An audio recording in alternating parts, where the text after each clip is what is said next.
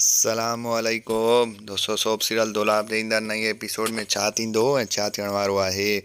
इन जा तफ़सीलात ॼाणण लाइ जेकॾहिं अव्हीं असांजे चैनल ते नवां आहियो त महिरबानी करे असांजे चैनल खे सब्सक्राइब कंदा, जीअं हर ईंदड़ नई ख़बर जल्द खां जल्द अव्हां ॿाहिरनि ताईं मुहैया थी सघे। दोस्तों, हाणे हलूं था ड्रामे जी तफ़सीलात जी तरफ़। तव्हांखे ॾेखारियो वेंदो त ईंदड़ नई एपिसोड में मंसूर खान जे मथां केस सभु ख़तमु थी वेंदा। जी हाँ दोस्तों, तव्हांखे ॿुधाईंदा हलूं त जेको आहे सो मंसूर खान जा साथी ईंदा ऐं अमा साइण खे मुबारकूं ॾींदा ऐं चवंदा त जेको आहे सो मंसूर खान जे मथां जेके बि केस हुया उहे सभु केस ख़तमु थी चुका आहिनि।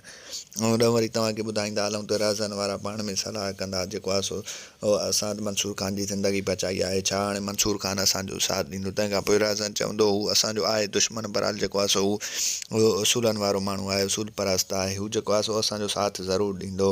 हक़ीक़त इहा आहे त असांजे भाउ खे मारण वारो जेको आहे मंसूर खान न बराल मीर शाह नवाज़ खान आहे। ऐं तव्हांखे ॿुधाईंदा हलूं मीर शाह नवाज़ खान ईंदड़ नई एपिसोड में जेको आहे पीरल खे उकसाईंदो, चवंदो त जेको आहे लॻे थो छोकिरनि तोखे मार घणी ॾिनी आहे, छा कयूं, लॻे थो तूं निधण को आई जो तुंहिंजा ॿाहिरि तोखे छॾण लाइ न आहिनि आया।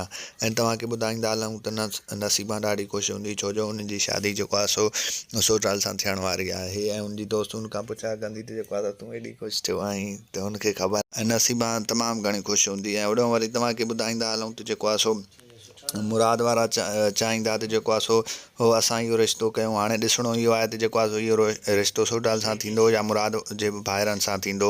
तमामु ॾिसणु दिलचस्प थियण वारो आहे। दोस्तों, अव्हांखे मुंहिंजो रिपोर्ट कीअं लॻो कमेंट सेक्शन में पंहिंजो क़ीमती राय ज़रूरु ॾींदा। वठंदासीं इजाज़त, मिलंदासीं नए वीडियो में। तेसिताईं रखंदा पंहिंजो ख़्यालु, ॾींदा इजाज़त। अल्लाह हाफ़िज़।